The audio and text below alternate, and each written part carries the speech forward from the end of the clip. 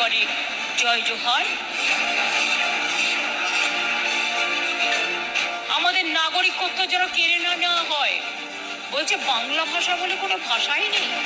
প্রত্যেক মানুষের একটা ভাষা আছে, ভাষা তার সম্মান, ভাষা তার গর্ব।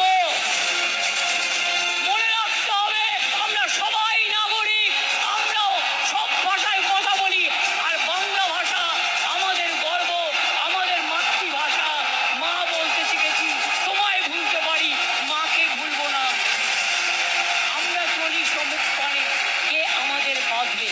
রইল যারা পেছুক টানে, কাঁদবে তারা কাঁদবে। এই অত্যাচার, এই অনাচার, এই ব্যভিচার লোকে সহ্য করবেন না, কেউ মানবে না, মানব না।